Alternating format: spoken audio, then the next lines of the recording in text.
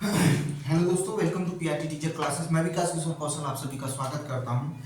कैसे हो आप सभी? उम्मीद करता हूं अच्छे होंगे, पढ़ाई कर रहे होंगे। चलिए शुरू करते हैं आज के सेशन में। आज के सेशन में क्लास 8 का अगला चैप्टर हम लोग पढ़ेंगे। कल पूरा चैप्टर कंप्लीट कर दिया था। देखिए आज 4 तारीख है, शायद 4 जनवरी है। कल परसों से लोग उछल उछल के बता रहे थे कि प्राइमरी में भर्ती आ रही है, प्राइमरी में भर्ती आएगी, बात हो गई है, सब कुछ हो गई है। और आप खूब बढ़िया से देखते भी हैं, खूब लाइक भी ठोकते हैं, ठीक है। और काफ़ी लुभावनी बातों में आप आ भी जाते हैं। और कुछ लोग तो अखबार का थंब दिखाते हैं जी, और अखबार को दिखाकर आपको बताते हैं। ठीक है, आज 4 तारीख है। इस आज ही पता चल जाएगा, सब कुछ दिख जाएगा, क्योंकि मीटिंग है आज, सुने हैं। ठीक है, चलिए इसको छोड़ते हैं, अभी इसके बारे में बाद में बात करेंगे। इसका देखता हूँ तो वीडियो बनाऊंगा, क्योंकि थोड़ा मैं भी शाम तक देख लूँ, निर्णय थोड़ा आ जाए, फिर मैं बताता हूँ, फिर बतियाता हूँ, बात करता हूँ, करूँगा आपसे। ठीक है, क्योंकि मैंने कह दिया ना, मैं कभी भ्रम नहीं फैलाता हूँ। और अखबार में तो पिछले 7 साल से हमें लग रहा है कि सैकड़ों बार के ऊपर भर्ती आ गई होगी, और भर्ती हो भी गई होगी, ज्वाइनिंग भी हो गया होगा। ठीक है, उसकी बात छोड़िए, मैं नहीं करता हूँ। कुछ लोग अखबार दिखा दिखा कर आपसे व्यू बटोरते हैं, और आप खूब अच्छे से देते भी हैं, तो आपकी मर्जी है, आप जानिए, आप समझिए। मेरा सिर्फ इतना कहना है कि देखिए, आप 4 लाइनें हैं, उसको समझ लीजिए, बस आप उतने में ही समझ जाएंगे। आप यहाँ किसी के लिए वस्तु बन के नहीं आए धरती पर, या किसी के लिए मनोरंजन बन के धरती पर नहीं आए हैं कि आपका लोग मजा ले रहे हैं, आपको लोग यूज करके अपना कहते हैं जीवन शैली बदल रहे हैं, और आपको भ्रमित कर रहे हैं, और आप भ्रमित होते भी हैं, वो आप पर डिपेंड करता है। ठीक है, और मनोरंजन भी नहीं है आप कि सबको खुश करते फिरिए, सबको हंसाते फिरिए। ठीक है, आप ठीका नहीं लिए हैं। मैं भी कभी ऐसा था, सभी को खुश रखना चाहता था, सभी से प्रेम से रहना चाहता था, लेकिन दुनिया ऐसी है नहीं। कुछ लोग तो ऐसे होते हैं जो आपके मुंह पर, आपके सामने इतने शरीफ होते हैं जिसकी कोई सीमा नहीं होती है, लेकिन अंदर इतना छल भरा है, वो हर सीमा लांघ जाएंगे आपके साथ। ठीक है, और आपको पता तक नहीं चलेगा। छोटी सी चीज़ों को पाने के लिए वो आपको हर सीमा को लांघ जाएंगे। ठीक है, तो मनोरंजन मत बनिए। ठीक है, और किसी के लिए इस्तेमाल मत होइए। ठीक है, देखिए, मैं कहता हूँ चीज़ों को देखिए, लेकिन वो चीज़ देखिए जिससे आपका टाइम नुकसान ना हो। मैं आपको अपना टाइम पूरा बताऊं, मेरा एक भी टाइम, मैं हकीकत यहाँ बता रहा हूँ, मेरा एक भी टाइम वेस्ट नहीं जाता है, और मेरा एक भी टाइम खराब नहीं जाता है। मैं हमेशा हर टाइम को इस समय, फिलहाल फिलहाल इस समय की बात कर रहा हूँ, कहीं पर भी व्यर्थ नहीं जाने देता हूँ। ठीक है, 24 घंटे होते हैं ना, 24 घंटे में एक भी पल, ठीक है, खाली हूँ तो चादर तान के सो जाऊंगा। ठीक है, और अपनी चीज़ों को जो पढ़ा हूँ उसको रिवाइज करता रहता हूँ। नींद आ गई तो अच्छी बात नहीं, अच्छी बात है, अगर नींद नहीं आई तो रिवाइज हो रहा है चीज़ों को। ठीक है, ये चीज़ करिए। फालतू की चीज़ें, अगर कुछ चीज़ देखना है तो अच्छी चीज़ें देखिए, प्रेमानंद जी को सुनिए, आपको पॉजिटिव चीज़ें मिलेंगी। ठीक है, लेकिन आप वो देखते हैं जिसका कोई आसार ही नहीं है। मैंने कहा था, बार बार कहा था कि 27,713 भर्ती सरकार चाहेगी तभी आएगा, नहीं तो नहीं आएगा, मैंने कहा था। लेकिन वही है कि सब उधर ही भागते हैं। ठीक है, लुभाव, सबको सपना दिखाया जाता है, और सब सपना देख के मस्त रहते हैं। ठीक है, तो देखिए, आपकी मर्जी है, लेकिन मैंने कहा कि आप मनोरंजन नहीं है, आप मनोरंजन बन के इस धरती पर नहीं आए कि सबको खुश करते फिरिए, सबको हंसाते फिरिए, सबका दिल जीतते फिरिए। ठीक है, हीरो मत बनिए अपने आप को। ठीक है, विलन बन के रहिए। ठीक है, वो भी डेंजर वाला एकदम। ठीक है, सबकी नज़र में बुरे बने रहिए, और चुपचाप अपना काम करिए, अपना मेहनत करिए। ठीक है, मेहनत करते रहिए, अपने आप को बनाइए, एक दिन खुद आपको सब हीरो बना देंगे। ये दुनिया इतनी पापी और इतनी धूर्त है कि एक दिन विलन को ही हीरो बना देंगे, और हो भी रहा है, आपके सामने भी है, देख लीजिए। ठीक है, लोग उसे हीरो बना रहे हैं जो मतलब समाज को ही गर्त में ले जा रहा है, उसी को लोग हीरो बना रहे हैं। और जो समाज को संभालने की कोशिश कर रहा है उसको लोग गाली दे रहे हैं। तो मत बनिए ऐसा, ठीक है। अपने जीवन को बनाइए। आप यहाँ मनोरंजन करने या मनोरंजन बनने नहीं आए हैं, आप अपना नाम बनाने आए हैं। आप अपना नाम बनाइए, ठीक है। और जिस समाज के डर से, जिस समाज के लाज से आप सोचते हैं कि ये करेंगे तो ऐसे हो जाएंगे, वो करेंगे तो ऐसे हो जाएंगे, ठीक है। इसी भारतीय संस्कृति में लोग 40-40 साल की उम्र में, ठीक है, तलाक देकर दूसरे के साथ लिविंग रिलेशन में रह रहे हैं, दूसरे के साथ शादी कर रहे हैं। अभी गर्लफ्रेंड बॉयफ्रेंड का मैटर चल रहा है 40-45 साल की उम्र में। यही देश, इसी देश में बात कर रहे हैं।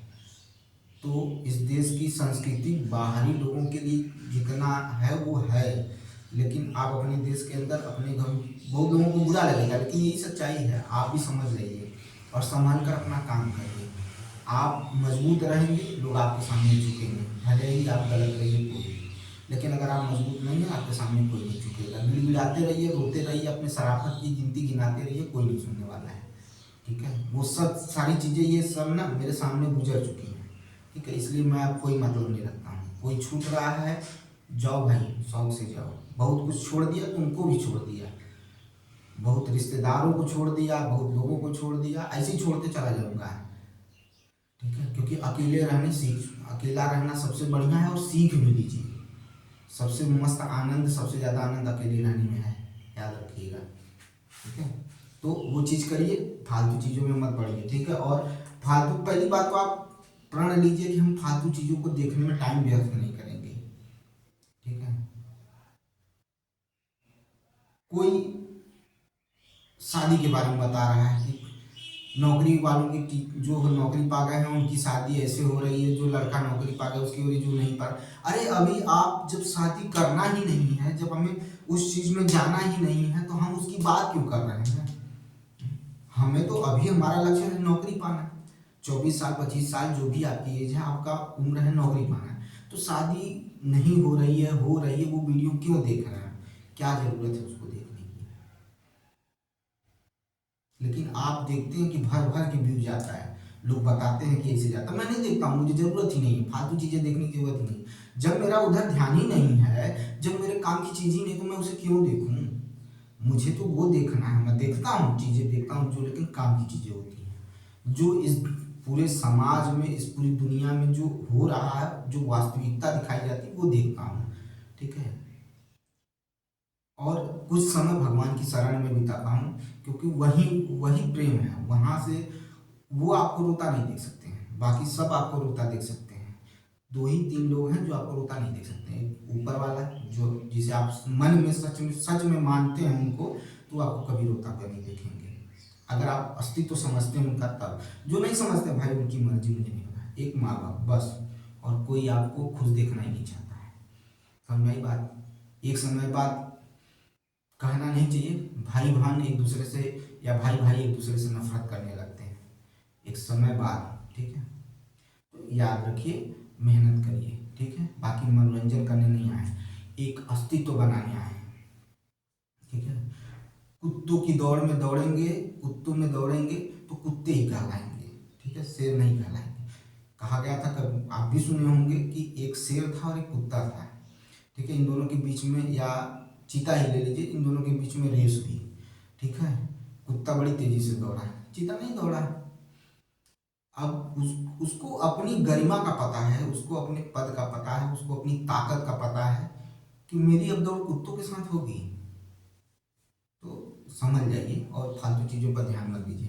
आइए चलते हैं, देखते हैं ध्यान से, क्वेश्चन को पढ़ते हैं, ठीक है। या चैप्टर शुरू करते हैं। अगला चैप्टर है 5, ठीक है।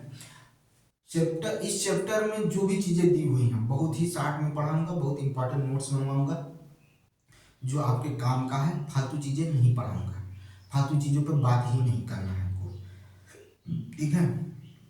हमें सिर्फ आपको ये बताना है कि कहाँ से क्वेश्चन बनेंगे, इंपॉर्टेंस क्या है, वो सारी चीज़ें हमको आपको बताना है, ठीक है। और बाकी चीज़ें नहीं करना, ठीक है। तो पौधे और जंतुओं, ठीक है, पौधे और जंतुओं का संरक्षण, ये चैप्टर का नाम है।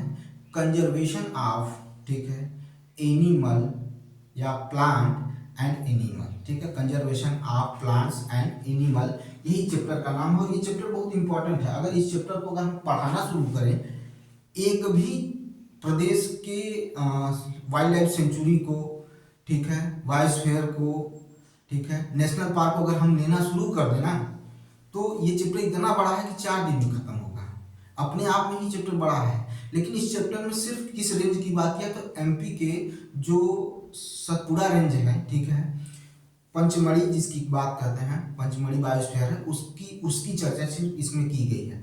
तो हम भी उसी को करेंगे, क्योंकि उतने में ही, क्योंकि क्वेश्चन अगर बनेगा तो उसी में से बन सकता है।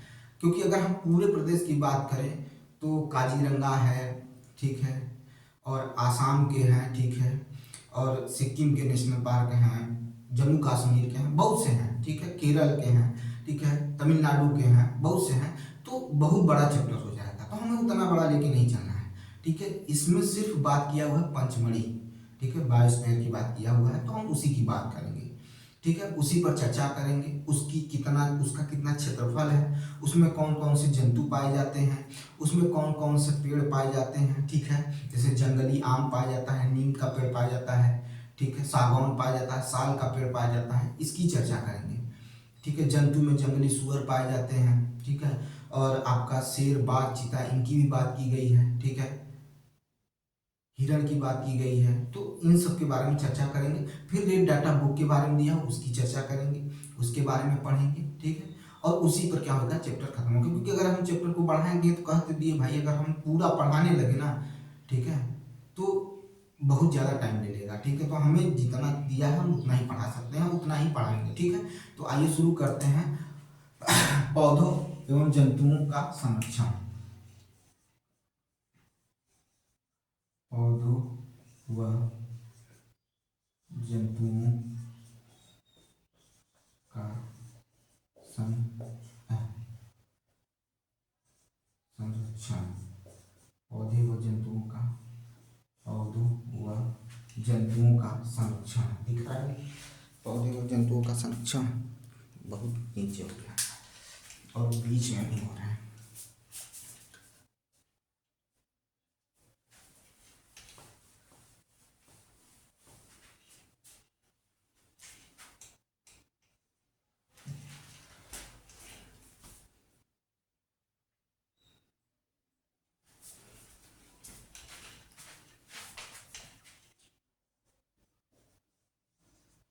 पौधों व जंतुओं का संरक्षण। पौधे व जंतुओं का संरक्षण। पौधों व जंतुओं का या एवं जंतुओं का संरक्षण। Conservation, conservation of plants and animals, ठीक है। ये चैप्टर का नाम है भाई, यही हमको पढ़ना है, ठीक है। इसी के बारे में हमें जानकारी लेनी है, इसी के बारे में हमें चर्चा करना है। देखिए, मैं खुद कहता हूँ कि कुछ पॉइंट मुझसे छूटता है तो मुझे देखना पड़ता है, ठीक है, याद रखिएगा। क्योंकि भाई मेरे पास डिजिटल बोर्ड नहीं है कि सब का पीडीएफ बना लिया हूँ पढ़ाते चला जाऊँगा, ठीक है। तो कुछ चीज़ें छूटती तो उसको देखना पड़ता है, ठीक है। क्योंकि भाई एक पूरा चैप्टर अपने दिमाग में रखने में कुछ न कुछ पॉइंट मिस्टेक होता है, तो उसको मिस्टेक ना हो, उसको देख कर बता दिया जाए, उसके बारे में जानकारी आपको दे दी जाए, ठीक है। क्योंकि वहाँ से क्वेश्चन बनता है, तो क्यों छोड़ना, ठीक है, किसी चीज़ को क्यों छोड़ना, ठीक है। तो इसमें पहला हम पढ़ने चल रहे हैं, वनो उन्मूलन के बारे में पढ़ने चल रहे हैं। वनो उन्मूलन के बारे में पढ़ने चल रहे हैं, ठीक है। हम पहले वनो उन्मूलन का मतलब समझेंगे या डिफॉरेस्टेशन का मतलब समझेंगे, ठीक है। डिफॉरेस्टेशन का मतलब समझेंगे कि डिफॉरेस्टेशन का मतलब क्या होता है, ठीक है। वन उन्मूलन का मतलब समझिए कि जैसे समझ लीजिए कि आपके घर के अगल बगल बहुत बड़ा बगीचा है, ठीक है। पहले होते थे, अब तो धीरे धीरे खत्म हो रहा है, ठीक है। धीरे धीरे हम लोग वीआईपी होते जा रहे हैं ना भाई, तो हम लोग सिटी बना रहे हैं, हम लोग अमेरिका की तरफ डेवलप करना चाह रहे हैं, जाने करने की सोच रहे हैं। तो फिर वो तो आप ग्रामीण जीवन या जंगल का रहना जरूरी थोड़ी ना है। तो अब वो जंगल जिस तरह से है, ठीक है, अब उस जंगल की हम क्या कर देंगे, कटाई कर देंगे, ठीक है, ठीक है, कटाई कर देंगे। और कटाई कर कर, ठीक है, कटाई कर कर उस जमीन का उपयोग अन्य कामों में करने लगे, जैसे कृषि में करने लगे, कारखाना और फैक्ट्री खोलने में, कारखाना फैक्ट्री एक ही होता है, या कोई उद्योग लगाने में करने लगे, ठीक है, या भवन का निर्माण करने में करने लगे। यही वन उन्मूलन या डिफॉरेस्टेशन कहलाता है। क्या कहलाता है? डिफॉरेस्टेशन कहलाता है, ठीक है, डिफॉरेस्टेशन कहलाता है, ठीक है। समझ में आ गया होगा, बात क्लियर हो गई होगी। फिर से सुन लीजिए, फिर सुनिए एक बार, ठीक है, समझ लीजिए क्योंकि वो जरूरी है, ठीक है। मैं कह रहा हूं वन उन्मूलन क्या होता है, समझिएगा।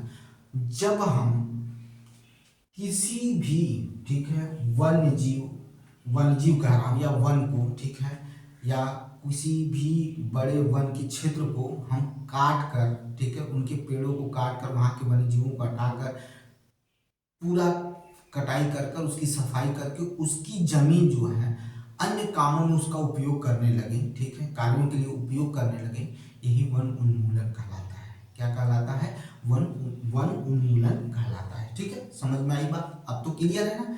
उसी को क्या कहते हैं? वन उन्मूलन कहते हैं, ठीक है। और उसका उपयोग कहाँ कर रहे हैं? तो खेती करने में करेंगे, पहली चीज। दूसरी चीज क्या करेंगे कि हम उसका उपयोग क्या कर सकते हैं? तो उसका उपयोग हम कर सकते हैं फैक्ट्री लगाने में, कारखाने उद्योग लगाने में कर सकते हैं, या भवन बनाने में कर सकते हैं, रोड बनाने में कर सकते हैं, और ऐसा हो भी रहा है। और जो लकड़ियां हैं उनको काट कर क्या बना रहे हैं? उसका फर्नीचर बना रहे हैं, अपने घर का डाइनिंग टेबल बना रहे हैं, ठीक है, क्योंकि हमें अब हम जमीन पर बैठ के खाएंगे तो छोटे हो जाएंगे ना, इस वजह से हम डाइनिंग टेबल पे खाएंगे अब। तो ये सारी चीजें होने लगी हैं, ठीक है। इसी वजह से हमारे वन उन्मूलन देखने को मिल रहा है, ठीक है। यही कारण है कि आपको डिफॉरेस्टेशन देखने को मिल रहा है, ठीक है, डिफॉरेस्टेशन देखने को मिल रहा है। तो हम पहले पढ़ेंगे डिफॉरेस्टेशन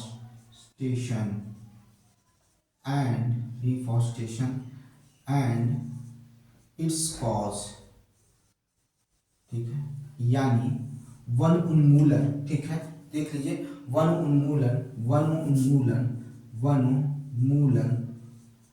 मूलन तथा तथा इसके कारण, इसके कारण तथा इसके कारण, ठीक है, इसके कारण, ठीक है, डिफॉरेस्टेशन, ठीक है, डिफॉरेस्टेशन तथा इसके कारण, ठीक है।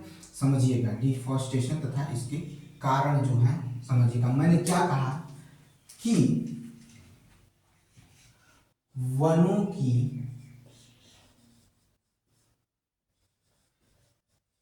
कटाई कर कटाई कर उस जमीन का अन्य कार्यों में उपयोग, अन्य कार्यों में उपयोग करना ही वनोन्मूलन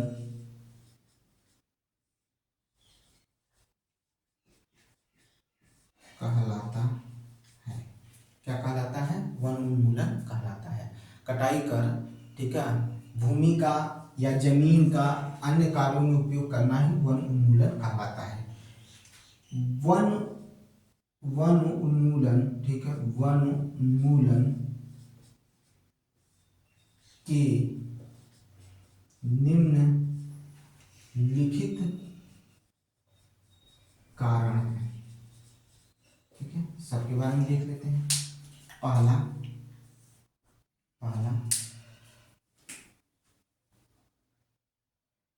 कृषि कार्य हेतु, कृषि कार्य हेतु, ठीक है, कृषि कार्य हेतु, ठीक है, पहला हो गया कृषि कार्य हेतु,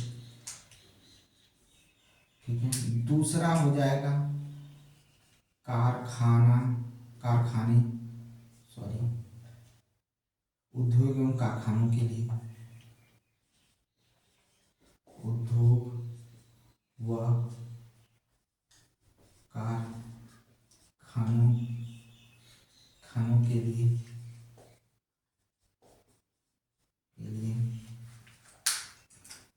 तीसरा तीसरा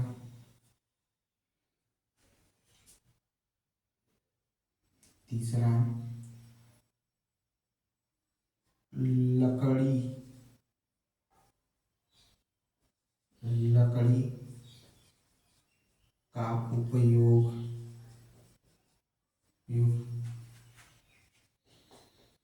विभिन्न कार्यों में करने के लिए, ठीक है। जैसे डाइनिंग टेबल बनाना, फर्नीचर बनाना, ये सारी चीजें क्या होती हैं, ये सारी चीजें क्या होती हैं, किया जाता है।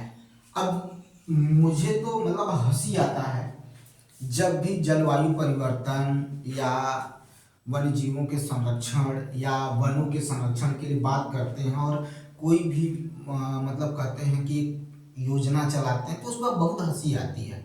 अभी कुछ एक नई योजना शुरू हुई है जलवायु परिवर्तन पर, समझौता हुआ है भारत के ही एक बैंक पर, उस बैंक का नाम नहीं लूंगा, छोड़िए, जाने दीजिए, बहुत फेमस बैंक है। यूनेस्को जो है, ठीक है, उसके साथ समझौता किया हुआ है, ठीक है, जलवायु परिवर्तन पर काम करने के लिए पैसा भी दे रहा है, ठीक है, ताकि जलवायु परिवर्तन के लिए काम किया जा सके, पौधे लगाए जा सके। हंसी आती है। और COP29 हुआ है, ठीक है, जलवायु परिवर्तन के लिए ही होता है ये, ठीक है। तो क्या कहें, हंसी आती है कि ऐसी ऐसी चीजें होती हैं और दिन पर दिन कार्बन डाइऑक्साइड की मात्रा बढ़ती जा रही है। गर्मी, धरती मतलब पृथ्वी पर गर्मी बढ़ती जा रही है, बर्फ पिघलते जा रहे हैं, सारी चीजें होती जा रही हैं और तमाशा भी होते जा रहा है, तमाशा भी होते जा रहा है। पृथ्वी की गति में परिवर्तन आ गया, ये चाइना की देन है, ठीक है, समझ रहे हैं। तो चीजें समझिए, देखिए क्या क्या चीजें हो रही हैं और क्या क्या चीजें हैं आपके सामने, सारी चीजें आपके सामने रखी जाएंगी, ठीक है। अगर आप पढ़ने के इच्छुक हैं तो समझिएगा, आप यही मत करिए। मैंने कहा ना, आप मनोरंजन बनने नहीं आए हैं, कुछ समाज में करने के लिए आए हैं, अपना नाम कमाने के लिए आए हैं, तो कुछ कर सकते हैं, परिवर्तन कर सकते हैं। SC वर्मा का नाम सुने हैं? SC वर्मा, उनका इंटरव्यू सुन रहा था, उन्होंने कहा मेरे घर में फ्रिज भी नहीं है। सुन लीजिएगा, आप देखिएगा, ऐसे लोगों को सुनिए, कहे मेरे घर में फ्रिज नहीं, मुझे आवश्यकता ही नहीं तो मैं फ्रिज नहीं रखता हूँ, मेरे पास पैसा बहुत है, इतना पैसा है कि जिसकी कोई सीमा नहीं है, लेकिन मुझे जितने की जरूरत है उतना पैसा मैं यूज कर लेता हूँ, उसके बाद मुझे पैसे की जरूरत नहीं है, उसका मैनेजमेंट कोई और देखता है।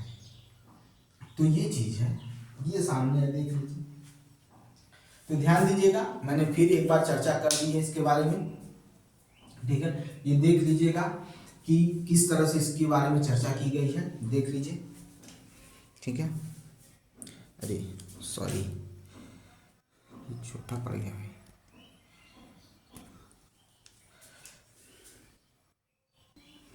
दिख गया होगा, ठीक है, ये हो गया, इसका स्क्रीनशॉट ले लीजिएगा, ठीक है। अब हम पढ़ेंगे कॉन्सिक्वेंसेस ऑफ डिफॉरेस्टेशन के बारे में पढ़ेंगे, ठीक है।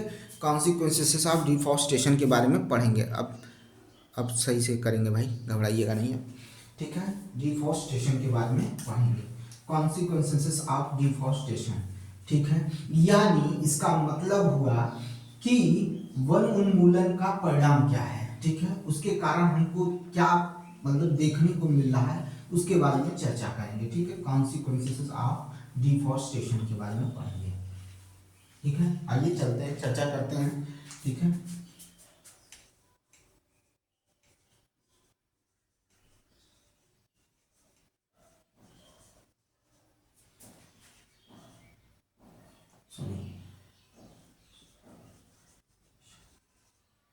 कॉन्सिक्वेंसेस ऑफ डिफॉरेस्टेशन, यानी कहने का बात ये है, समझने की चीजें ये हैं कि वन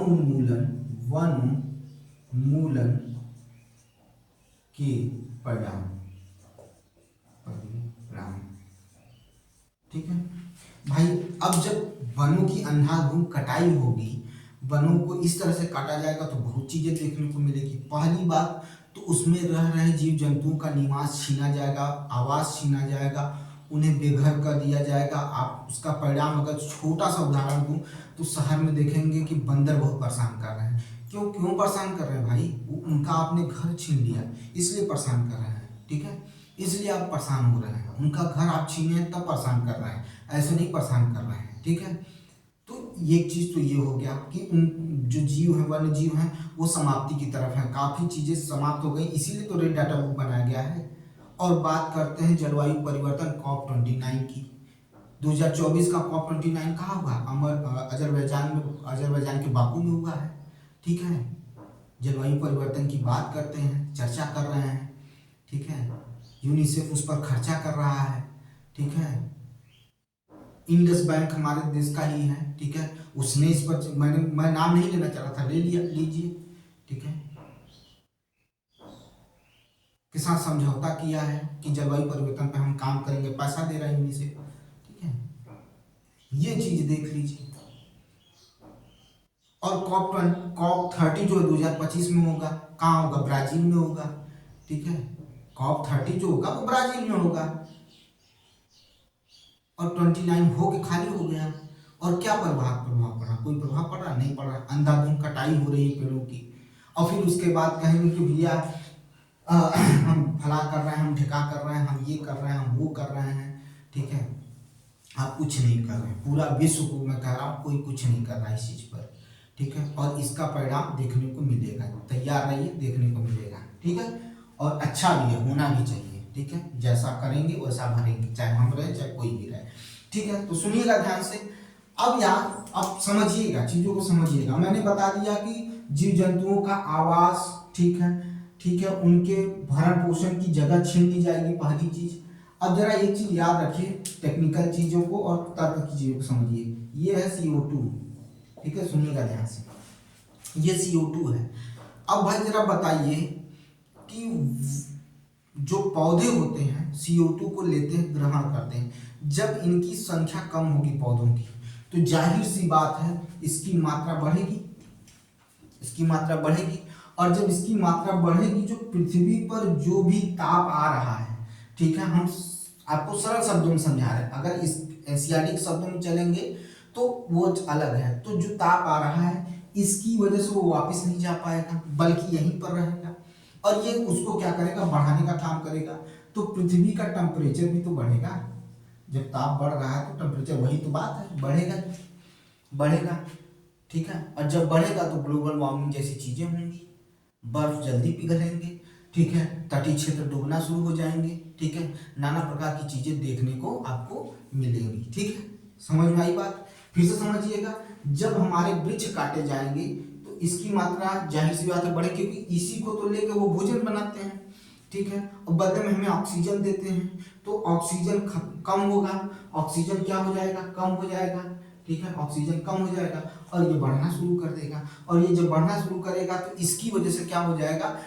पृथ्वी की सतह की गर्मी बढ़ना शुरू हो जाएगी, सरल शब्दों में समझिएगा, ठीक है? क्या होगा? वायुमंडलीय ताप बढ़ना शुरू हो जाएगा। जब वायुमंडलीय ताप बढ़ना शुरू होगा तो बर्फ पिघलना शुरू करेगी। और जब बर्फ पिघलना शुरू होगा तो भाई जाहिर सी बात है, जो तटीय क्षेत्र है, मालदीव हो गया, श्रीलंका हो गया, मैं कहीं ज्यादा दूर नहीं जाता हूँ, एग्जाम्पल इन्हीं का लेता हूँ, तो ये क्या होंगे? डूबना शुरू हो जाएंगे, ठीक है? एक दिन इनका अस्तित्व तो खत्म हो जाएगा, ठीक है? समझिएगा चीजों को। तो ये चीज आपको समझ में आ गई होगी, इसको मैं लिखाऊंगा नहीं, बस इसको समझते जाइए। एक चीज हो गया है। दूसरी चीज, पौधों की कटाई से, पेड़ों की कटाई से अपरदन में वृद्धि हो जाएगी, मिट्टी का अपरदन होना शुरू हो जाएगा, ठीक है? और जब मिट्टी का अपरदन शुरू होगा तो जो नीचे की चट्टानें हैं, कठोर चट्टानें, वो दिखाई देना शुरू करेंगी। और वो जब ताप ग्रहण करेंगी तो क्षेत्र मरुस्थलीय होना शुरू हो जाएगा, यानी मरुस्थलीय क्षेत्र बढ़ना शुरू हो जाएगा, ठीक है? ये चीज को समझिए, क्षेत्र मरुस्थलीय होना शुरू हो जाएगा। एशिया का सबसे बड़ा देश कहा जाता है कि एशिया में सबसे बड़ा देश जो है चाइना है, ठीक है? चाइना मरुस्थलीय क्षेत्रों में पौधे उगाने का काम कर रहा है। और हम जहाँ पौधे उगे हैं उनको काट कर रेगिस्तान बनाने की कोशिश में लगे हुए हैं, ठीक है? फिर कहेंगे कि हम ऐसे हैं वैसे हैं, ये सारी चीजें कहेंगे, ठीक है? तो जब और अच्छा, ये चीजें जब ताप बढ़ना शुरू होगा तो भाई सीधी सी बात है, जलवाष्प में कमी आना शुरू हो जाएगी, क्योंकि वो भाप बनकर उड़ना शुरू होंगे, बारिश नहीं होगी, तो वहीं पर क्या होगा, आपको सूखा पड़ना शुरू हो जाएगा, सूखा पड़ने शुरू हो जाएंगे, मिट्टी की आर्द्रता भागना शुरू हो जाएगी। ठीक है, ये सारी चीजें देखने को मिलेगा। ठीक है, समझ में आई कि नहीं आई बात? यही चीजें हैं, यही कॉन्सिक्वेंसेस हैं ऑफ द डिफॉरेस्टेशन के। ठीक है, याद रखिएगा, ये सारी चीजें आपको देखने को मिलेगी। मरुस्थलीय क्षेत्र बनना तय है, अगर आप इसी तरह से करते रहेंगे तो मरुस्थलीय क्षेत्र बनना तय है, याद रखिएगा, क्योंकि धीरे धीरे भूमि उर्वरक क्षमता खो देगी और क्या हो जाएगी, बालू के कणों में परिवर्तित हो जाएगी। ठीक है, बालू के कणों में परिवर्तित हो जाएगी। ठीक है, क्लियर है, समझ गए हो तो आगे बढ़े, फिर आगे की तरफ चलते हैं। ठीक है, ठीक है, अब देखिए, अब हम पढ़ने चल रहे हैं, अब असली चीजों को पढ़ने चल रहे हैं। हमें पढ़ना है वन और वन प्राणियों। ठीक है, सुनिएगा ध्यान से, वन एवं वन प्राणियों का संरक्षण। ठीक है, वन एवं वन प्राणियों का संरक्षण, ये समझ गए होंगे, इसमें बहुत ज्यादा खास नहीं है, मैंने आपको जो बताना था, जो इम्पोर्टेंट था वो बता दिया मैंने। ठीक है, इसमें बहुत ज्यादा चीजें नहीं है जो उसको आपको कई बार बताया जाए, आप चीजों को समझ चुके होंगे। ठीक है, ठीक है, चलिए,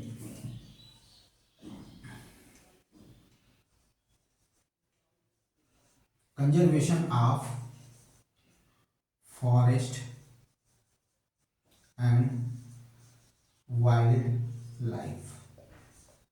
ठीक है, conservation of forest, conservation of forest and wild life. ठीक है, वन एंड वन प्राणियों का संरक्षण है, वन एवं वन प्राणियों का संरक्षण। ठीक है भाई, जब समस्या आई है तो इसका समाधान भी हम कर सकते हैं, हमारे हाथ में है, हमारे हाथों में सारी चीजें, हम उसका संरक्षण कर सकते हैं, हम उसके बारे में बात कर सकते हैं। ठीक है, हम उसको सुधार सकते हैं। ठीक है, बहुत कठिन नहीं है, बहुत आसान है, बहुत ही आसान है। ठीक है, मेरा मानिए तो हर मतलब, ठीक है, हम खेत के लिए वनों की कटाई कर रहे हैं, लेकिन हम उसी खेत में किसी 3 कोने पर या एक कोने पर हम पौधा प्लांट लगा सकते हैं, एक बड़ा पेड़ लगा सकते हैं। ठीक है, और ऐसा हर व्यक्ति करे अपने खेतों के पास, तो आराम से, या उसके किनारे किनारे आप प्लांट लगा सकते हैं। ठीक है, जो खेत का मेड़ है उसके किनारे किनारे आप प्लांट लगा सकते हैं, कोई दिक्कत नहीं होगी। ठीक है, आपकी फसल भी तैयार होगी, आपके प्लांट भी तैयार होंगे, उसका यूज आप आगे आमदनी के रूप में कर सकते हैं। फिर प्लांट लगाइए, इससे क्या होगा कि हमारे जो देश में जो इतना, आप देख लीजिए ना, ठंड कब पड़ना शुरू हुई है, अभी इस समय देख लीजिए फिलहाल, उसके बाद बारिश की मात्रा कितनी कम होती जा रही है। तो कम से कम हम ये सुधार कर सकते हैं, हम इस सब चीज़ों को बचाया जा सकता है, तो हम कर क्यों नहीं सकते, हम कर सकते हैं, लेकिन हम नहीं करना चाहते हैं। सिर्फ हम अपने ऐशो आराम, अपनी बाहरी जीवन के लिए बहुत मस्त रहते हैं, मगन रहते हैं और उसी में व्यस्त हैं। ये चीज़ें नहीं होनी चाहिए, बचाने की कोशिश करें। ठीक है, आर्द्रभूमि दिवस मनाते हैं। ठीक है, आर्द्रभूमि दिवस मनाते हैं। ठीक है, क्यों मनाते हैं भाई, तो कहीं ना कहीं चीजें हैं तो उसको समझना चाहिए। ठीक है, अब ध्यान से सुनिएगा, इसमें हम एक पढ़ना क्या है समझिएगा। ठीक है, हमने बता दिया इसके बारे में। ठीक है, कि हमें क्या करना है, अब सुनिएगा ध्यान से, अब आपको बताने चल रहे हैं, इसी में जोड़ने चल रहे हैं जैव मंडल। ठीक है, क्या जोड़ने चल रहे हैं, जैव मंडल के बारे में बताएंगे। ठीक है, जैव मंडल के बारे में बताएंगे। अब ध्यान से सुनिएगा, यह जो चीजें हम बताने चल रहे हैं, इसके बारे में जो भी बात करने चल रहे हैं, वो चीजें बहुत ही इंपॉर्टेंट है, बहुत ही चीजें, बहुत क्या कहते हैं कि उनका उपयोग है। ठीक है, इसीलिए जो हर राज्य की सरकार जो है या पूरे देश की सरकार जो है इन सब चीजों पर काम कर रही है, लेकिन बहुत धीमी गति से काम कर रही है, इसको बहुत तेजी से करना चाहिए। अब जलमंडल पृथ्वी का, सुनिएगा ध्यान से, हम बायोस्फीयर की बात करने चल रहे हैं। ठीक है, पृथ्वी का वह भाग, ठीक है ध्यान से सुनिएगा, पृथ्वी का वह भाग जिसमें सजीव पाए जाते हैं। ठीक है, जिसमें क्या पाए जाते हैं, सजीव पाए जाते हैं। ठीक है, बायोस्फीयर की बात करने चल रहे हैं, इसी में बात करने चल रहे हैं, इसी में जैवमंडल की बात करने चल रहे हैं, बायोस्फीयर की बात करने चल रहे हैं। तो पृथ्वी का वह भाग जिसमें सजीव पाए जाते हैं तथा या उनके जीवन यापन योग्य स्थिति पाई जाती है, उसी को क्या कहा जाता है, बायोस्फीयर कहा जाता है। क्या कहा जाता है, बायोस्फीयर कहा जाता है। अथवा जो जीवन यापन योग्य होता है उसी को क्या कहा जाता है, बायोस्फीयर कहा जाता है। हम किसकी बात कर रहे हैं, बायोस्फीयर, ठीक है, जैव मंडल की बात कर रहे हैं। फिर से सुनिएगा, फिर से बता देता हूँ, फिर समझिएगा। जितना है उतना ही करना है, अगर आप उससे अधिक करेंगे, देखिए पॉइंट टू पॉइंट पढ़िए ताकि आपका क्वेश्चन फंसे। आप जैव विविधता और जैव मंडल में अंतर समझिए। जैव विविधता क्या होता है उसके बारे में समझिए, जैव मंडल क्या होता है उसके बारे में समझिए। ज्यादा आपको इधर उधर भागना नहीं है, ठीक है। डाइवर्सिटी क्या होती है, बायोस्फीयर क्या होता है, इसको समझिए, ठीक है।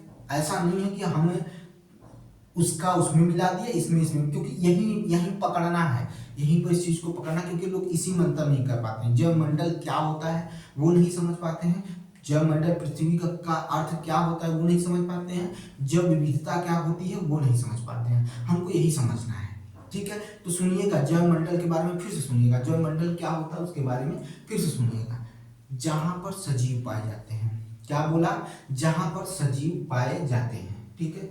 वह स्थान जिस पर सजीव पाए जाते हैं या जिसमें सजीव पाए जाते हैं या उनके जीवन यापन योग्य स्थान जो होता है उसी को क्या कहा जाता है, जैव मंडल। पृथ्वी का वह भाग है जहां पर सजीव पाए जाते हैं या जीवन यापन योग्य होता है, उसी को जैव मंडल कहते हैं। फिर अब किसकी बात कर रहे हैं, तो जैव मंडल की। हमने कहा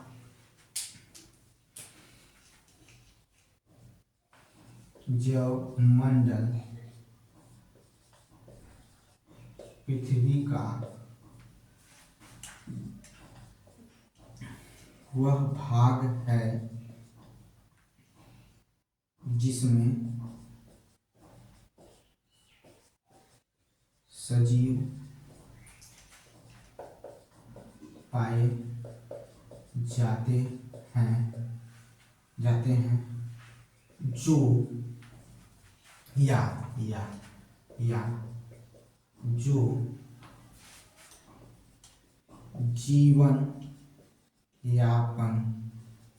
जीवन यापन योग्य हो, जीवन यापन योग्य हो, जो जीवन यापन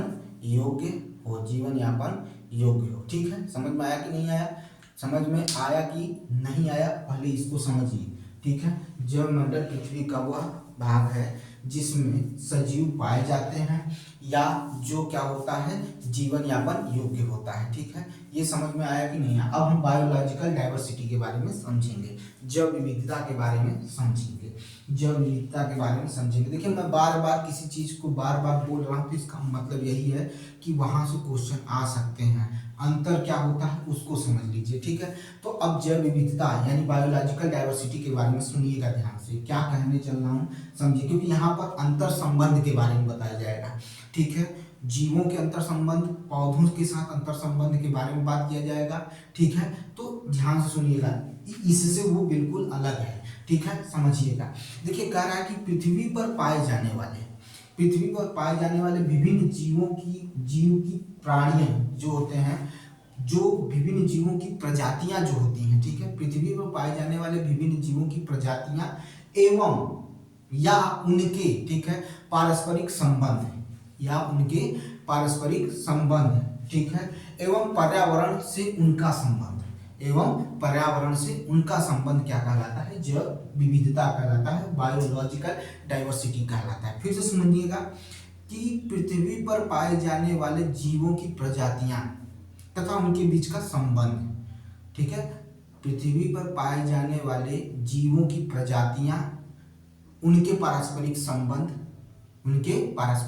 संबंध एवं पर्यावरण से उनका संबंध, ठीक है, यही बायोलॉजिकल डाइवर्सिटी यानी जैव विविधता है। क्या है, जैव विविधता है,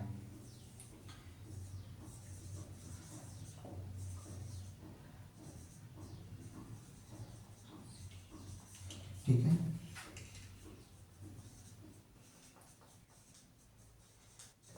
ठीक है, जैव विविधता है, ठीक है। सुनिएगा, देखिए क्या मैं कह रहा हूं, पृथ्वी पर पाए जाने वाले वाले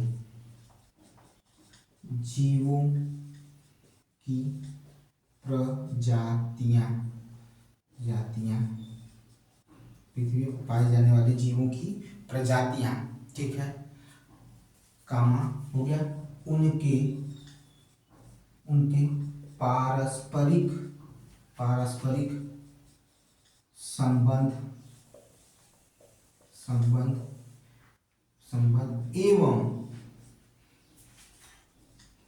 पर्यावरण पर्यावरण से उनका संबंध पर्यावरण से उनका संबंध, ठीक है, यही है जैव विविधता, यही है क्या है उनका जैव विविधता है, पर्यावरण से उनका संबंध। ये है बायोलॉजिकल डाइवर्सिटी। देख लीजिए भाई, बायोलॉजिकल डाइवर्सिटी के बारे में देख लीजिए, ठीक है भाई, देख लीजिए। चलिए भाई, प्रयास करेंगे कि हम नीचे ना लिखें, ठीक है, नीचे हो जा रहा है। अब इसी के अंतर्गत हमें पढ़ना है। अब ये सारी चीजें हो गई भाई, हमें तो क्या है संरक्षण पढ़ना है ना इनकी, मतलब हमने इसके मतलब वनों की कटाई की वजह से जो जो हानियां हुई हैं तो उनके लिए सुधार क्या क्या हो रहा है उसके बारे में पढ़ना है, ठीक है, उसके बारे में पढ़ना है, ठीक है। मतलब देखिए चीजें तो हो रही हैं, लेकिन जितनी तेजी से वनों की कटाई हो रही है उतनी तेजी से वनों को उगाने की कोशिश नहीं की जा रही है, उन्हें संभालने की कोशिश नहीं की जा रही है, उनका संरक्षण नहीं किया जा रहा है। काम हो रहा है लेकिन बहुत ही धीरे तरीके से किया जा रहा है, जैसे उस पर ना के बराबर ध्यान दिया जा रहा है। इधर अगर हम बात करें तो 80% कटाई हो रही है, उधर 20% बसाने की कोशिश की जा रही है, बचाने की कोशिश की जा रही है। ऐसे नहीं बचेगा। देखिए समझिएगा चीजों को कि वन और वन्य जीव, ठीक है, यानी जंगल, सब सरल शब्दों में समझिएगा, पेड़ पौधे और उसमें रहने वाले, जंगलों में रहने वाले, निवास करने वाले जो जीव जंतु हैं, ठीक है, उनकी सुरक्षा, उनके संरक्षण के लिए जैसे महंगी महंगी लकड़ियां, उनकी कटाई को रोकने के लिए, वन्य जीवों को बचाने के लिए ताकि उनका शिकार ना हो सके, उनके खालों को बेचा ना जा सके, उनके अंगों को बेचा ना जा सके, ठीक है, उसके लिए क्या है कुछ ऐसे क्षेत्र चिन्हित किए गए हैं सरकार के जरिए, जो क्या किया जाता है वो ये सारी जो क्रियाकलाप है उसमें नहीं हो सकता है, या उसमें आप ये चीज नहीं कर सकते हैं, ठीक है, उसमें आप नहीं कर सकते हैं। जैसे वाइल्ड लाइफ सेंचुरी पहला है, वाइल्ड लाइफ सेंचुरी पहला मैंने किसकी बात की, वाइल्ड लाइफ सेंचुरी की बात की। दूसरा क्या है बायोस्फीयर रिजर्व की बात की, फिर उसके बाद नेशनल पार्क। ये 3 ऐसे क्षेत्र चिन्हित किए गए हैं सरकार के जरिए जिसमें आप न तो कटाई कर सकते हैं, न तो आप वहाँ के वन्य जीवों को प्रभावित कर सकते हैं, न तो आप शिकार कर सकते हैं, ठीक है, ये सारी चीजें वहां पर निषेध है, आप वहां नहीं कर सकते हैं। तो ऐसे क्षेत्रों को का जो दायरा है सरकार को और एक जिम्मेदार नागरिक होने के नाते सभी लोगों को ऐसे दायरों को खुद स्वयं आगे आकर बचाना चाहिए, स्वयं आगे आकर उन पर काम करना चाहिए, जिससे वो क्या हो सके, वो बच सके, उनकी सुरक्षा हो सके, ठीक है, उन्हें बचाया जा सके। ऐसा नहीं है कि आप छोड़ दीजिए भगवान के सहारे, देश के सहारे, ठीक है, ऐसा नहीं कर सकते हैं, ठीक है, ऐसा नहीं कर सकते हैं, हमें उनको बचाना होगा, उनको हमको क्या करना होगा, बचाना होगा। उसी में पहला हम ले चल रहे हैं वाइल्ड लाइफ सेंचुरी के बारे में। किसके बारे में बात करेंगे, तो वाइल्ड लाइफ सेंचुरी के बारे में बात करेंगे, ठीक है, किसके बारे में बात करेंगे, तो वाइल्ड लाइफ सेंचुरी के बारे में बात करेंगे, ठीक है, वाइल्ड लाइफ सेंचुरी के बारे में बात करेंगे, ठीक है, वाइल्ड लाइफ सेंचुरी के बारे में बात करेंगे, यानी वन्य जीव अभ्यारण्य के बारे में बात करेंगे। किसके बारे में बात करेंगे, तो वाइल्ड लाइफ सेंचुरी यानी वन्य जीव अभ्यारण्य के बारे में बात करेंगे, ठीक है, किसके बारे में बात करेंगे, वन्य जीव अभ्यारण्य,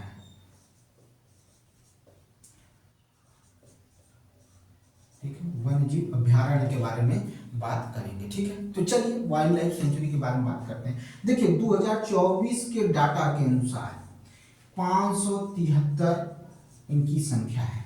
ठीक है, 573 जो है वन्य जीव अभ्यारण्य पाए जाते हैं भारत में। ठीक है, भारत सरकार की ओर से इनकी पहचान की गई है। कितने हैं टोटल? 573 हैं। 573 इनकी पहचान की गई है, भारत सरकार के जरिए इन्हें चिन्हित किया गया है। ठीक है, अब सुनिएगा ध्यान से, वन्य जीव अभ्यारण्य यानी वाइल्ड लाइफ सेंचुरी में 573 इनकी संख्या है। और इसमें जो भी, ध्यान से सुनिएगा, यह वह क्षेत्र है जहां पर जो जंतु रह रहे हैं, क्योंकि वन्य जीव अभ्यारण्य यानी जीवों की बात हो रही है, तो इस क्षेत्र में जो जीव रह रहे हैं और उनके आवास का किसी भी प्रकार से आप विक्षोभ यानी समझिएगा हानि पहुंचाना या उनको बदलाव करना या उनको डिस्टर्ब आप नहीं कर सकते हैं। ये मेन वाइल्ड लाइफ सेंचुरी का मेन थीम है और मेन शब्द यही है कि आप उस क्षेत्र में रहने वाले जो जीव हैं या उनके जो आवास हैं उसमें कोई भी विक्षोभ आप पैदा नहीं कर सकते हैं, या विक्षोभ में मतलब विक्षोभ से आप सुरक्षित रहते हैं या वहां पर इन्हें डिस्टर्ब नहीं कर सकते। तो मैंने क्या कहा कि भारत में 2000, इसमें मैं लिख देता हूं,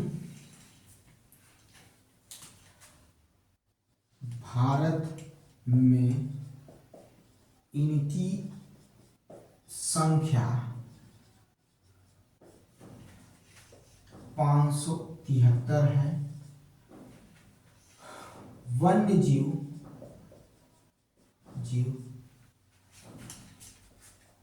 अभ्यारण्य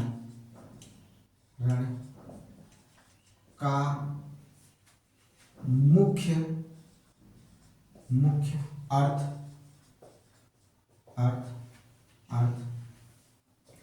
इसमें रहने वाले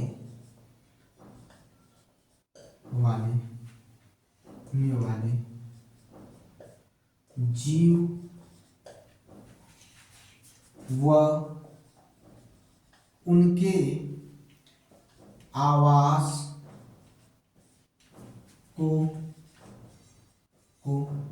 विक्षोभ यानी कोई भी परिवर्तन या उनको नष्ट करना, विक्षोभ से सुरक्षा प्रदान करना।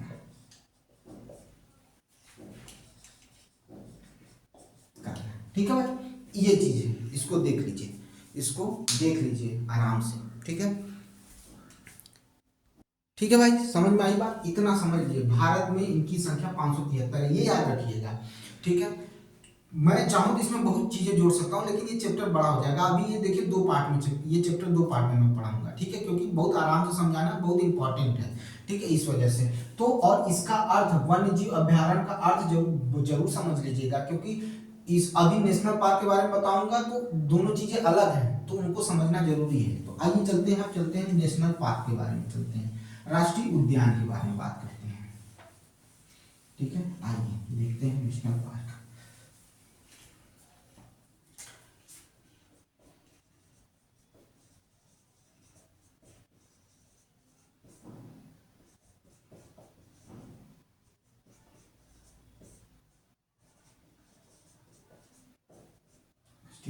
ठीक है, राष्ट्रीय उद्यान के बारे में बात करते हैं।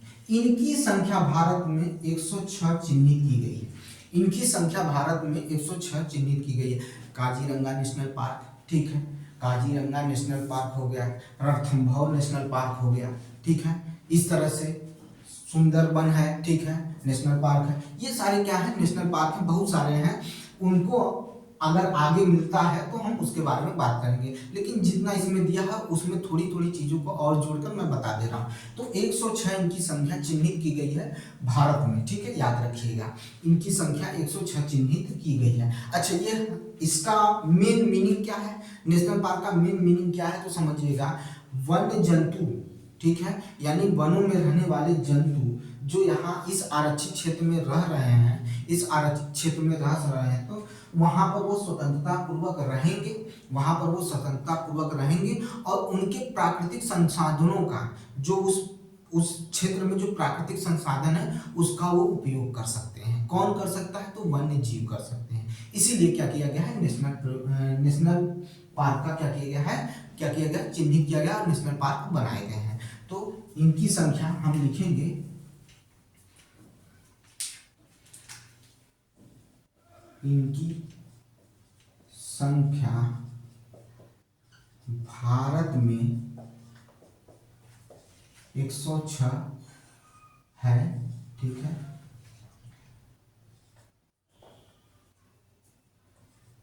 राष्ट्रीय उद्यान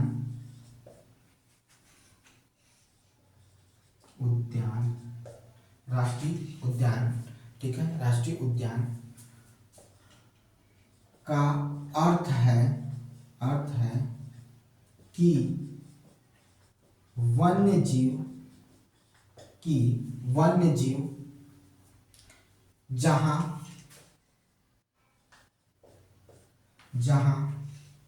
या वन्य जीव जो उस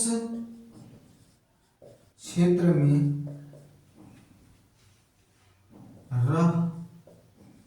रहते हैं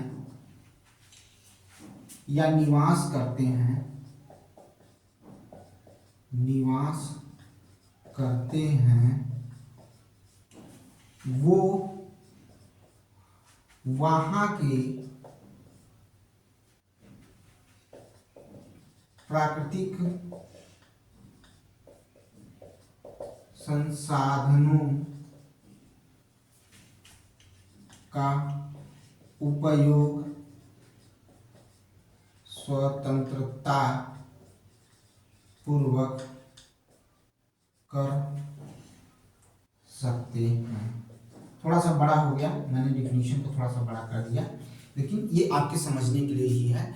या मतलब जैसे वहां पर रह रहे हैं भाई, आवास है उनका तो रह रहे हैं, तो वो रह भी रहे हैं और प्राकृतिक संसाधनों का स्वतंत्रता पूर्वक क्या कर रहे हैं, उपयोग भी कर रहे हैं, यानी उनको रहने के लिए भी वो स्वतंत्र छूटे हुए हैं और वहां पर उपस्थित प्राकृतिक संसाधनों का जो है वो क्या कर सकते हैं, स्वतंत्रता पूर्वक उपयोग कर सकते हैं, उनके लिए छोड़ दिया गया है, ठीक है। ऐसा नहीं है कि वहां पर नहीं आप प्रतिबंधित हैं, ठीक है, वहां आप कोई भी ऐसा काम नहीं कर सकते हैं जिसकी वजह से उन्हें हानि पहुंचे या उनके आवास को, उनके रहने की शैली को या वो जो चीज़ें यूज कर रहे हैं उनको आप हानि नहीं पहुंचा सकते हैं, ठीक है। यही चीज़ यहाँ पर कहा गया है। अब हम पढ़ेंगे बायो रिजर्व के बारे में पढ़ेंगे, ठीक है, बायोस्फीयर रिजर्व के बारे में पढ़ेंगे। चलिए आइए बायोस्फीयर रिजर्व के बारे में जानते हैं।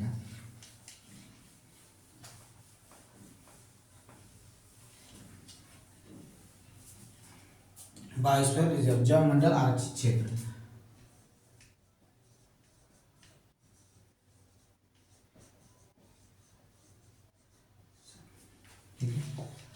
ठीक है, बायोस्फीयर रिजर्व के बारे में पढ़ेंगे, ठीक है, जैव मंडल आरक्षित क्षेत्र,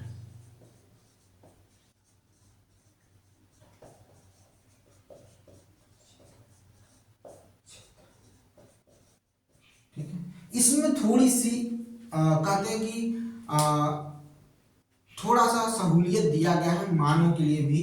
कैसे, देखिए बायोस्फीयर रिजर्व जो होता है, जैव मंडल आरक्षित क्षेत्र जो होता है, इसमें जो भी वन्य जीव हैं, पौधे हैं या जंतु के जो संसाधन हैं, जहाँ पर वो निवास करते हैं, जहाँ पर वो किसी चीज को खा सकते हैं, या उसी क्षेत्र के आदिवासियों, ठीक है, जो उस क्षेत्र में मानव जो आदिवासी रह रहा है उसके लिए क्या होता है, संरक्षित होता है, उसके लिए क्या होता है, संरक्षित होता है, उसके लिए क्या होता है, ये संरक्षित होता है। फिर से सुनिएगा मैं क्या कह रहा हूं कि यह क्षेत्र वो है जिसमें वन्य जीव, ठीक है, और जो पौधे हैं, ठीक है, और जो भी आदिवासी या वहां के जो मूल क्षेत्रीय लोग वहां पर रहते हैं, ठीक है, उनके लिए क्या है, क्या किया गया है, विशाल संरक्षित क्षेत्र है, उनके लिए क्या है, विशाल संरक्षित क्षेत्र है, उनके लिए क्या है, उनके लिए ये क्या है, छोड़े गए हैं, ठीक है, विशाल संरक्षित क्षेत्र है। अब इनकी संख्या भारत में कुल 18 है, इनकी संख्या भारत में कितनी है, 18 है, ठीक है। जैसे नंदा देवी हो गया, ठीक है, सुंदरबन हो गया, ठीक है, ये भी हो गया आपका, ठीक है, सुंदरबन हो गया, नंदा देवी हो गया, ठीक है, सिमलीपाल हो गया, ठीक है, ये सब क्या है, बायोस्फीयर रिजर्व है और इनकी संख्या भारत में कितनी है, 18 है। ठीक है, इनकी संख्या कितनी है भारत में, 18 है। ठीक है, मानस हो गया, ये भी इनकी संख्या, ये भी क्या है आपका जैव मंडल आरक्षित क्षेत्र है। तो भारत में इनकी संख्या, भारत में इनकी संख्या 18 है। ठीक है, 18 है। जैव मंडल आरक्षित क्षेत्र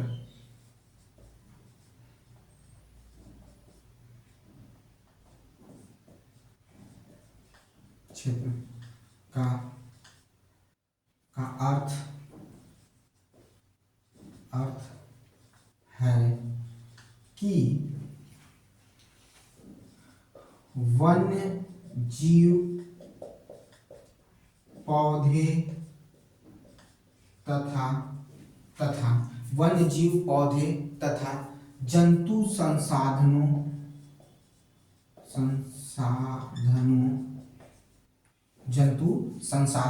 वन्य जीव, जंतु संसाधनों और उस क्षेत्र में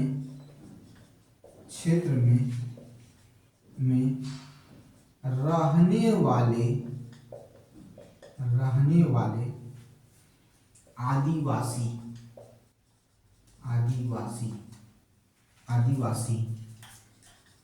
के लिए यह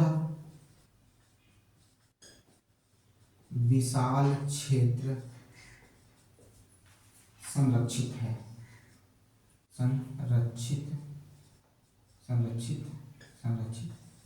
ठीक है, संरक्षित है। ठीक है, याद रखिएगा, यही इसमें कहा गया है कि ये क्या किया गया है, संरक्षित है। ठीक है, अगर बात समझ में आ गई हो तो आगे बढ़ा जाए। चलिए भाई, ये हो गया।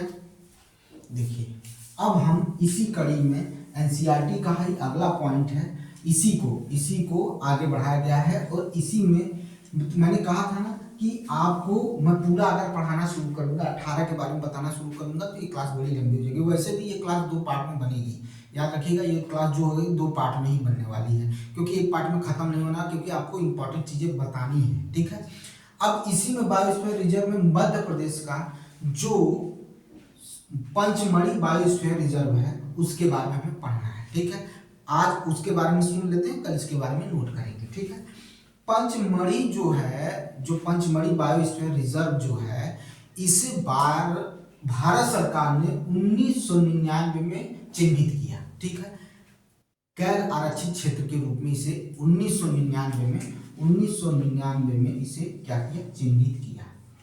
1999 में इसे क्या किया, चिन्हित किया। ठीक है, 1999 में भारत सरकार ने इसे क्या किया, चिन्हित किया। किसको चिन्हित किया, तो पंचमढ़ी, ठीक है, पंचमढ़ी बायोस्फीयर रिजर्व को। ठीक है, अभी इसके बारे में सिर्फ चर्चा करेंगे क्योंकि टाइम ज्यादा हो रहा है, तो उसके बारे में सिर्फ चर्चा करिए, फिर आगे इसके बारे में हम लोग जानेंगे। ठीक है, तो पंचमढ़ी जो बायोस्फीयर रिजर्व है उसे भारत सरकार ने 1999 में चिन्हित किया और 2009 में, यहाँ लिख देता हूँ, 2009 में यूनेस्को ने, ठीक है, किसने, तो यूनेस्को ने क्या किया था, इसे क्या कर दिया था, बायोस्फीयर रिजर्व के रूप में चिन्हित कर दिया था या नामित कर दिया था या इसको बता दिया था। ठीक है, पंचमढ़ी बायोस्फीयर रिजर्व जो है, ठीक है, पंचमढ़ी बायोस्फीयर रिजर्व जो है वो एमपी में पाया जाता है और 3 क्षेत्रों में पाया जाता है। कहाँ पाया जाता है, तो 3 क्षेत्रों में पाया जाता है, एमपी में पाया जाता है। किसमें पाया जाता है, तो एमपी में पाया जाता है। हम किसकी बात कर रहे हैं, पंचमढ़ी बायोस्फीयर रिजर्व एमपी में 3 क्षेत्रों में पाया जाता है। मध्य प्रदेश में 3 क्षेत्रों में पाया जाता है। ठीक है, 3 क्षेत्रों में पाया जाता है। एक तो होता है होशंगाबाद, ठीक है, किसकी बात कर रहे हैं, तो होशंगाबाद की बात कर रहे हैं, बैतूल और छिंदवाड़ा, होशंगाबाद, फिर बैतूल, ठीक है, और छिंदवाड़ा, ठीक है, यहाँ पर इन तीनों जगह पर ये पाया जाता है। ठीक है, ये 3 जगह पर पाया जाता है। ठीक है, 3 जगह पर ये पाया जाता है। दिखाई दे रहा है कि नहीं दिखाई दे रहा भाई, ठीक है, इतना दिखाई दे रहा है। ठीक है, ठीक है, एमपी के 3 जगहों पर पंचमढ़ी बायोस्फीयर रिजर्व पाया जाता है। होशंगाबाद, बैतूल और छिंदवाड़ा के मध्य में ये पूरा है, ठीक है। और ये सतपुड़ा रेंज में पाया जाता है। पहली बात तो याद रखिएगा, ये सतपुड़ा रेंज में पाया जाता है। कौन सा? पंचमढ़ी बायोस्फीयर रिजर्व, ठीक है। समझ में आया कि नहीं आया? 4926.28 किलोमीटर स्क्वायर में ये फैला हुआ है। कितने में फैला हुआ है? तो कौन फैला हुआ? पंचमढ़ी, पंचमढ़ी, ठीक है, पंचमढ़ी, ठीक है, पंचमढ़ी जैव मंडल, ठीक है, जैव मंडल, ठीक है, जैव मंडल आरक्षित क्षेत्र, ठीक है, आरक्षित क्षेत्र जो है वो कितने में? तो 4926.28 किलोमीटर स्क्वायर में फैला हुआ है। इतने में ये फैला हुआ है, इतने में फैला हुआ है, इतने में यह फैला हुआ है, याद रखिएगा, ठीक है। 4926.28 किलोमीटर स्क्वायर में फैला हुआ है, ठीक है। याद रहेगा, कंफर्म रहेगा, यहीं से क्वेश्चन पूछा जाता है। अब इसके अंतर्गत 3 वन्य जीव संरक्षण इकाइयां शामिल की गई हैं इसके अंतर्गत। और इसमें एनसीईआरटी की बुक में ये 3 इकाइयां शामिल भी की गई हैं। ये 3 इकाइयां क्या की गई हैं? शामिल भी की गई हैं। ये 3 इकाइयां शामिल भी की गई। ये तो क्षेत्र था, लेकिन वन्यजीव की जो इकाइयां हैं, इसकी जो वन्यजीव की इकाइयां हैं वो 3 इकाइयां हैं। वन्यजीव की इसकी जो इकाइयां हैं वो 3 इकाइयां हैं, ठीक है, याद रखिएगा। इसकी 3 इकाइयों की बात किया गया है। एक बोरी अभ्यारण्य, ठीक है, क्या है? बोरी अभ्यारण्य, ठीक है, अभ्यारण्य है, ठीक है, बोरी अभ्यारण्य है, ठीक है। ये क्या है? बोरी अभ्यारण्य है, ठीक है। यह 518 किलोमीटर में फैला हुआ है। 518 किलोमीटर स्क्वायर में फैला हुआ, 518 किलोमीटर स्क्वायर में फैला हुआ। कौन? बोरी अभ्यारण्य। इसकी भी बात एनसीईआरटी में की हुई है, इसकी भी बात की हुई है एनसीईआरटी में, याद रखिएगा, भूलिएगा नहीं, ठीक है। फिर पंचमढ़ी अभ्यारण्य, पंचमढ़ी अभ्यारण्य, ठीक है, पंचमढ़ी अभ्यारण्य, इसकी भी चर्चा की गई है, ठीक है। ये 461.37 किलोमीटर स्क्वायर है, 461.37 किलोमीटर स्क्वायर है, ठीक है, 461। फिर सतपुड़ा नेशनल पार्क, ये 3 इकाइयां हैं इसकी। सतपुड़ा, ठीक है, नेशनल पार्क, ठीक है, सतपुड़ा नेशनल पार्क, इसकी भी बात की गई है। और ये है कितना? तो 524.37 किलोमीटर स्क्वायर।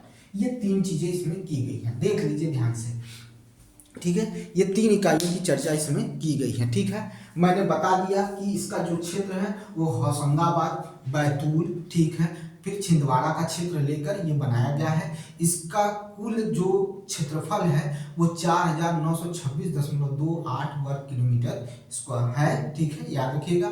अगर हम बात करें कि इसमें कितने वन्य जीव अभ्यारण्य हैं, तो इसकी 3 इकाइयां हैं। एक बोरी है, एक पंचमढ़ी है, और एक क्या है आपका? सतपुड़ा नेशनल पार्क है। और तीनों का क्षेत्र भी मैंने बता दिया, ठीक है, तीनों का क्षेत्र मैंने बता दिया, ठीक है, याद रखिएगा, मैंने तीनों का क्षेत्र बता दिया, ठीक है। अब इसी पर हम इसको खत्म करते हैं और कल इसके बारे में विस्तृत जानकारी लेकर आएंगे और कल पूरा चैप्टर समाप्त कर देंगे। ये 2 में मिलेगा। देखिए भाई, 1 में संभव नहीं था, क्योंकि आपको जानकारी भी देना बहुत जरूरी है, ठीक है। ऐसा नहीं है कि सिर्फ ऊपर ऊपर पढ़ा दिया जाए, नहीं पढ़ा सकते भाई, ठीक है, आपको जानकारी होना चाहिए, ठीक है।